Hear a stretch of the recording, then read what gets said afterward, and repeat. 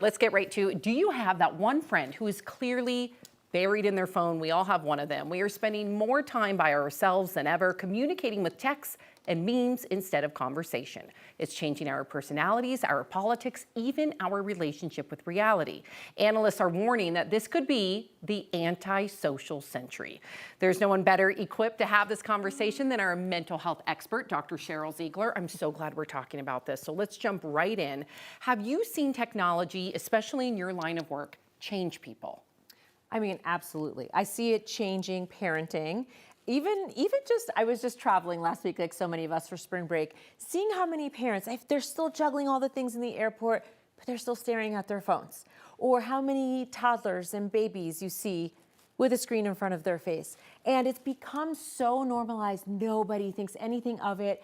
And you think, it's just one flight, it's just 1 hour, it was just one dinner. But if you start to add that up, it's really making a cumulative effect. So now when those little ones, now they've become adults, right? And they say, this is like a real Gen Z kind of issue. The older ones, 27, 28-year-olds, they're like, I was born and this stuff was starting, but it wasn't the way it is now.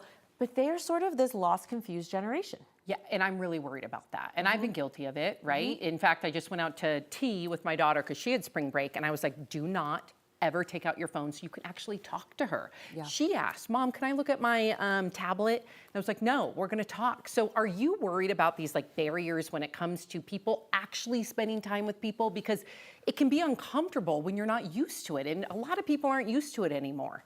Yeah, I mean, I think people hearing us talk about this could be all over the place, from like, yes, I get it, I relate, to what are you even talking about? But when we are talking about this issue, we're really talking about kind of, again, that older Gen Z, the younger millennials, people who, later 20s, early 30s, who truly don't know how to date. We see teen pregnancy, we see pregnancy in general, but teen pregnancy rates are down. Car accidents are down, things are down because in part people aren't going out as much. Wow. People aren't dating as much. There's other things that have sprung up just around what these kinds of relationships look like. There's, I think dating apps and those kind of things absolutely can have a place, right? Just like social media can have a place. But when it's the majority of how you might be looking for, a partner, even a friend. There's apps to find friends, so whether you're looking for a partner, someone to go on a date with, a friend, whatever it might be, if that's the majority of the time, that's what the huge concern is. That is very concerning. So tell me, do you think that people really do prefer to spend time online, or do you think it's just normalized or addictive? I think that there is a mix of people. I do think that there are people who've gotten very, very comfortable, and they've come up with good excuses, whatever you want to call them, rationalizations, excuses, or just they truly believe they don't have the money to go out.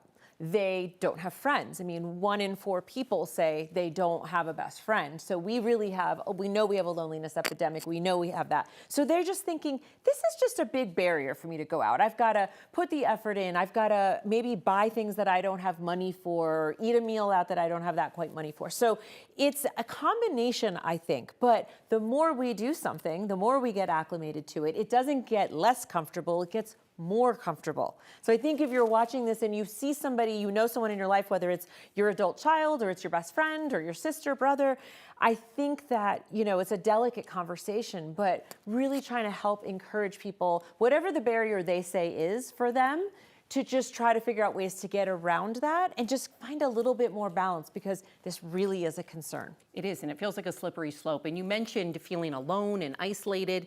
How unhealthy is that, to just be going at it alone, for the people that say they prefer to be at home on their phones? We know that it's actually hazardous to your health.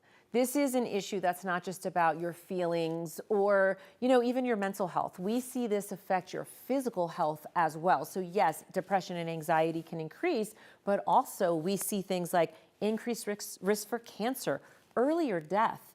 When you are lonely on a chronic level, that is something that is just not good for your system. We are social beings. Right. We are wired to be together. So again, for people who are introverts or people who don't love big crowds, I'm not saying we're wired to be with 100 people at a time, but we really are wired to be in relationship. And when we are not, it actually affects our cardiac functioning. It affects our whole mind and body. So it's really quite serious. Right. And I hope that when we think about this antisocial generation or a century or whatever we want to call it, that we say, whoa, because we've had actually people writing about this since the 1970s. Wow.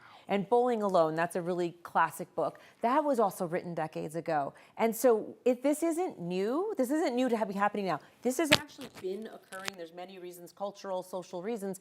And so we are just sort of at a peak. Yes, We're we at are. a big, big peak, but we've seen this coming. Okay, well, we are aware, so hopefully now that we're aware, we can do something about it. I certainly am going to be much more aware. So thank you, Dr. Cheryl Ziegler, as always. Thank you.